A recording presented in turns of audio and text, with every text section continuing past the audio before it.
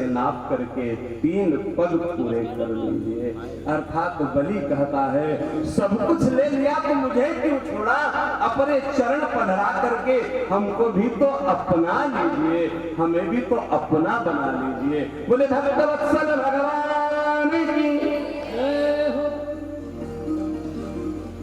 भगवान जब विराट बने, जो चरण गया ना ब्रह्मलोक में, उसको भूल करके जो कमंडलू में जल लिया ना, भगवान के चरण कमलों को प्रक्षालन करके निकला हुआ जल ही गंगा।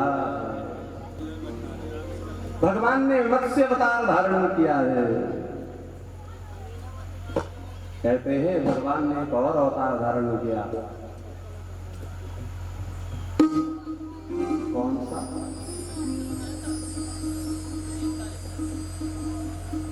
श्रीमान नृसिंह जी का अवतार। भक्त प्रहलाद की रक्षा के लिए भगवान ने नृसिंह जी का अवतार धारण किया है। ये नृसिंह कौन है? बोलिए नारायण का ही स्वरूप है। हिरणाक्ष का एक भाई है जिसका नाम है हिरण्याकश्यपु।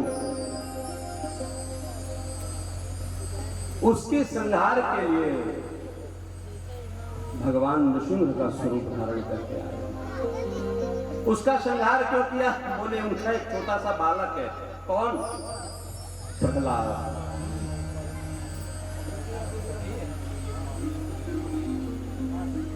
प्रहलाद जब मातृ गर्भ में था उसी समय श्रीमान नारद जी उसको लेकर के चले गए थे। क्यों? क्योंकि हिरण्याकश्यपु तपश्चर्या करने के लिए चला गया था, और जब हिरण्याकश्यपु तपश्चर्या करने के लिए चला गया तो श्रीमान शुकदेव जी महाराज कहते हैं इंद्र ने सोचा जा करके मैं कयाधु को हरण करके लाऊं और इसके गर्भ में जो बालक पल रहा है उसका मैं वध कर दूं। और जब पता चला है श्रीमान नारद जी को, तो नारद ने इंद्र को समझाया कि देखो इसके गर्भ में बड़ा दिव्य बालक प्रादुर्भूत हो रहा है और जिसका नाम होगा प्रहलाद, और प्रहलाद ही आगे चल करके भगवान का नाम करेगा। और इन्हीं प्रहलाद के ही पौत्र है श्रीमान बलि महाराज। राक्षस कुल में होने के बाद भी भगवान देखिए प्रहलाद की रक्षा के लिए आए कि नहीं आए। इसका मतलब भगवान राक्षस देवता में भेद नहीं करते, कर्म के आधार पर भेद किया करते हैं।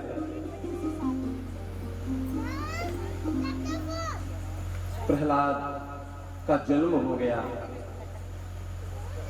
तपश्चर्या करके जब वापस आया तो पता चला हिरण्याकश्यपु को कि नारद के आश्रम में है।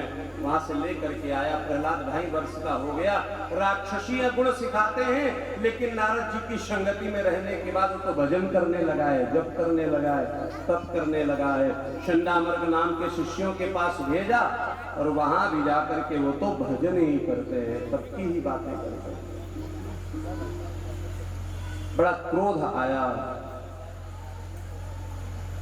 गुरु को भी डांट लगाई।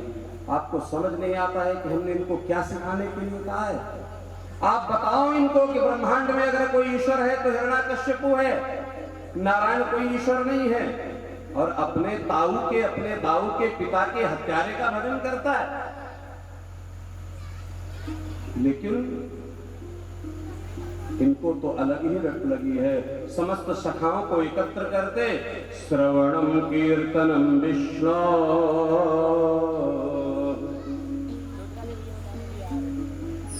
भगवान के गुणानुवाद को सुनो। नवधा भक्ति सिखा रहे हैं। नवधा भगति का तो ही पाही, नवधा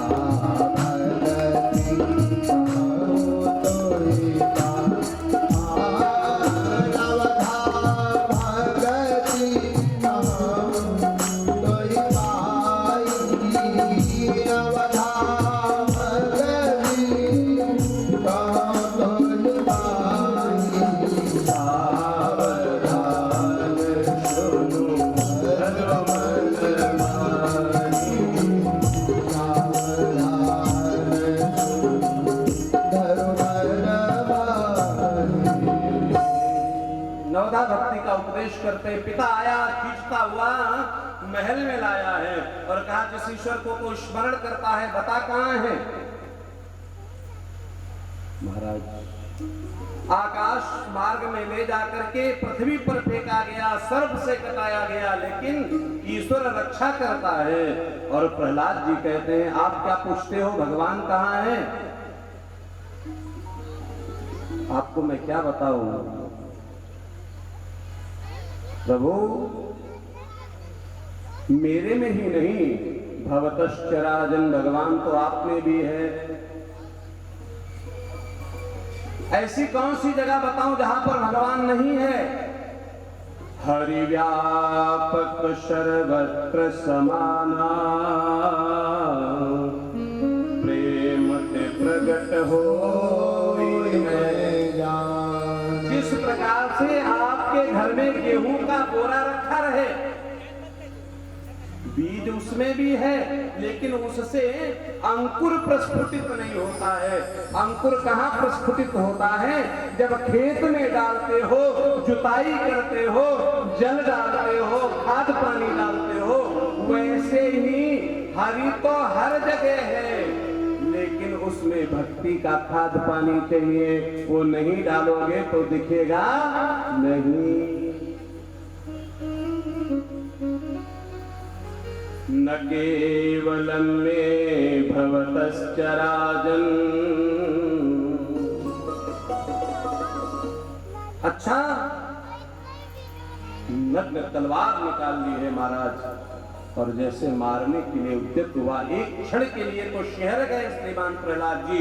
दूसरे ही क्षण देखा जिस खंबे में मुझे बांधने के लिए तपाया जा रहा है, जिस खंबे को, उस पर एक चींटी चली जा रही है।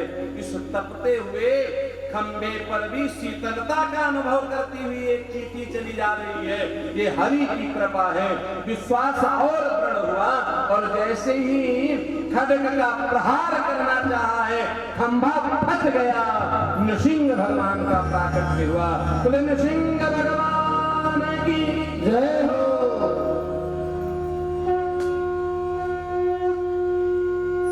पकड़ दिया है, खींच करके अपनी जंघा में डाल दिया। जंघा में डालने के बाद अपने नाखूनों को निकाला, लेकिन दुष्ट हंस रहा है, मैं मर नहीं सकता। बोले क्यों नहीं मर सकते? बोले मुझे वरदान प्राप्त है। बोले क्या वरदान प्राप्त है? बोले हम रात में मरे न दिन में मरे। तो बोले इस समय रात है कि दिन है? बोले शाम के 7 बज रहे हैं, रात है न दिन है? शाम है। बोले अब तो मरोगे? बोले नहीं मरूंगा। क्यों नहीं मरूंगा? बोले मैंने वरदान प्राप्त किया है, न मैं नर से मरूं न पशु से मरूं। बोले जरा ऊपर से नीचे तक देख ले, मैं नर हूं? बोले नहीं। बोले मैं पशु हूं? बोले नहीं। तो फिर क्या हूं? तो बोले या तो दोनों नहीं हो या तो फिर दोनों ही हो। अब तो मरोगे? बोले नहीं मरूंगा। क्यों नहीं मरूंगा? बोले मैंने वरदान मांगा है साल के 12 महीनों में न मरूं। बोले सनातन धर्म की पद्धति से हर तीसरे वर्ष जो 13वां वर्ष महीना आता है ना, जिसको हम अधिक मास कहते हैं, पुरुषोत्तम मास कहते हैं, लौंड का वर्ष कहते हैं, ये मैंने तेरे लिए बनाया है। फिर भी नहीं मर सकता। बोले क्यों नहीं मर सकते? बोले मैंने वरदान मांगा है अस्त्र से मरूं न शस्त्र से मरूं। बड़े बड़े नाखून दिखा दिए। बोले ये कोई तलवार भाला है क्या? ये कोई अस्त्र शस्त्र है? ये नाखून तो सबके होते, किसी के बड़े होते किसी के छोटे होते। भले ही पहले जिसके नाखून बड़े होते थे उसको सुरपड़खा कहा जाता था, लेकिन आजकल बड़े ना हो तो लोग आर्टिफिशियल लगवा लेते हैं।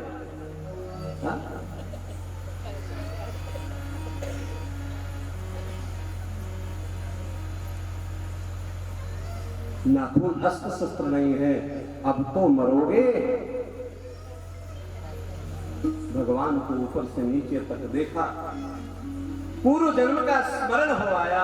अरे ये तो हरि मेरे जो 3 जन्म पाप के हैं उनमें से एक को काटने के लिए आया है। जैसे नेत्र भर करके नृसिंह को देखा है, नृसिंह भगवान ने उसके उदर को काट दिया। एक ज्योति निकली, भगवान के चरणों में विलीन हो गई। लक्ष्मी जी आई हैं, स्वर्गलोक से बड़ी अनुनय की है, विनय की है।